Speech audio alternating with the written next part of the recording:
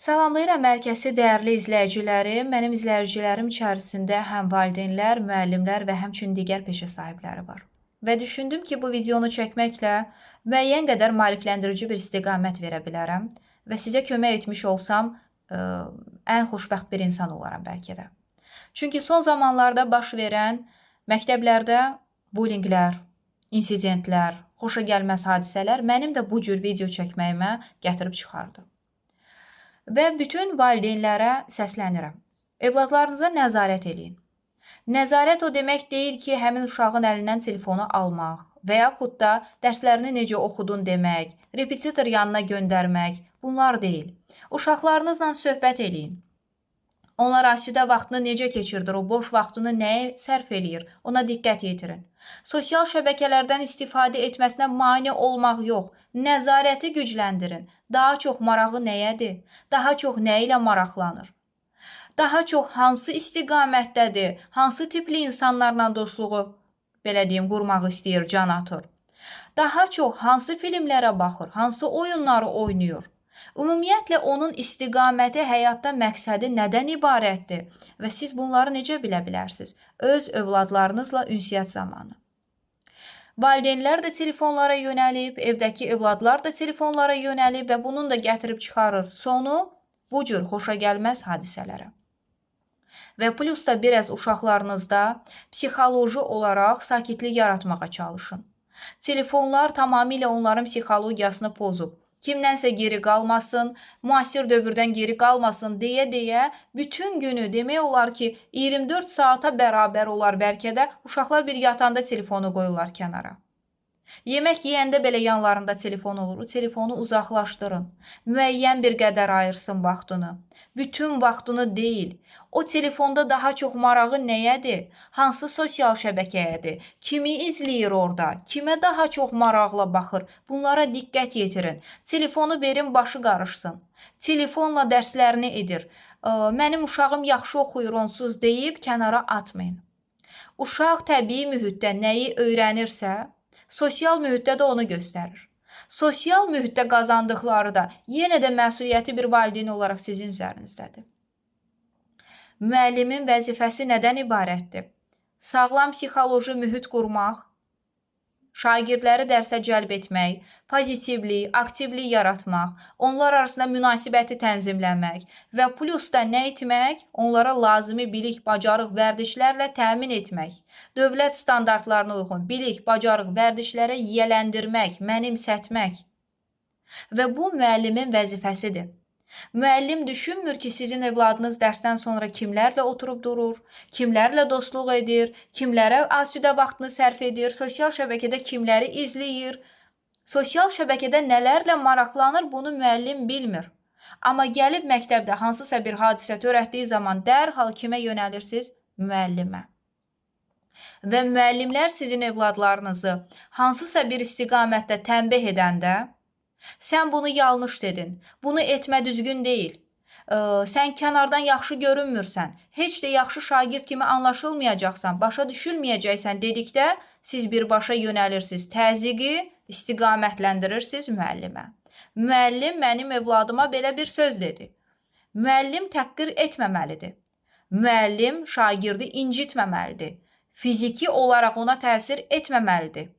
Lakin müəllim şagirdlə danışa bilər, onu istiqamətləndirə bilər, tənqidi düşüncələrini şagirdə bildirə bilər, iradlarını bildirə bilər və çalışmalıdır ki, onları necə düzəltməlidir, ona istiqamət göstərsin. Və plus da biz müəllimlərə hətta buna görə də minnətdar olmalıyıq. Çünki bizim müəllimlər 45 dəqiqə ərzində qalır şagirdlərə lazımi bilik, bacarığı mı ötürsün? Şagirdləri müəyyən bir bilik bacarığa sahib olması üçün mü yetişdirsin, formalaşdırsın, yoxsa şagirdlərin problemləri ilə mi məşğul olsun? Hələ müxtəlif məktəb işlərini demirəm. Mənim fikrim burada müəllimlərin tərəfini tutmaq deyil. Nə də valideynlərimizi pisləmək və yaxud nəzarətsiz qoyurlar demək deyil. Sadəcə olaraq biz həmişə demişik, müəllimlə valideynin əməkdaşlığı, düzgün münasibətinin qurulması həmin uşağın, yəni şagirdin şəxsiyyət kimi yetişməsinə gətirib çıxaracaq. Daim övladlarınız haqqında məlumat almağa çalışın. Daim onları nəzarətdə saxlayın. Onlarla birlikdə vaxt keçirməyə çalışın. Onlarla maraqlanın və çalışın ki, hər zaman övladınızda dəyərlər formalaşdırın. Maddiyyatla alınan istiqamətləri deyil, insanlara necə davranmasını öyrədin, pozitiv olmasını öyrədin, həyatın gözəlliklərini dərk eləməsini öyrədin. Nəinki universitetə qəbul olmalısan, universitetə qəbul olmasan səni ağır bir cəza gözləyir, biz o qədər pul xərcləmişik sənin üçün, siz o qədər stresə salırsınız ki, sizin uşaqlarınız öz aqressiyasını sinif yoldaşlarından, dostlarından və yaxud digər insanlardan çıxır. Hətta müəllimdən belə çıxır. Ona görə də çalışın, övladlarınızı məhv etməmək üçün onları düzgün istiqamətləndirin. Onlara vaxt ayırın sözün əsl mənasında. Mən deyə bilmirəm ki, övladlarınızı və yaxud da özünüzlə bərabər evladınızı psixoloqa yönəldin. Çünki bizim ümumiyyətlə bir çox xalqımızın nümayəndələri əksər hallarda psixoloqa düzgün istiqamətdə baxmır və düşünür ki, psixoloq nə edəcək? Amma inanın ki, məktəb psixoloqlarına müraciət eləsəz və yaxud elə adi digər psixoloqlara müraciət eləsəz və yaxud özünüz bir ana olaraq psixoloji hissələrə toxunsaz, övladımla dərslərini birgə hazırlayaq, evladımla gəzintiyə çıxım, oturum ondan soruşum bu günün necə keçdi, ürəyini sıxan nədir, unutma ki, mən sənin yanındayam, nə problem olsa arxandayam, biz hər şeyin öhdəsindən gələrik, insanları sevmək, heyvanları sevmək, bunları öyrətsəniz, heç bu cür bullyinglər, bu cür insidentlər olmaz. Əgər biz özümüz necə davranırıqsa, övladlarımız da bizə baxıb o cür davranacaq. Və müəllimlik peşəsi mənim üçün yox, Heydər Əliyev üçün, İlham Əliyev üçün belə ön planda olan və hər zaman uca tutulan bir peşədir. Lakin günü bugün müəllim demək olar ki, bəzi valideynlərin, hamının yox, bəzi valideynlərin gözündə ən ucuz bir insana çevrilir. Halbuki onların əziyyəti, onların çəkdiyi o zəhməti heç bir istiqamətdə, heç bir, belə deyək, mənfəətlə ödəmək olmaz. Çalışaq, bir-birimizə dəyər verək.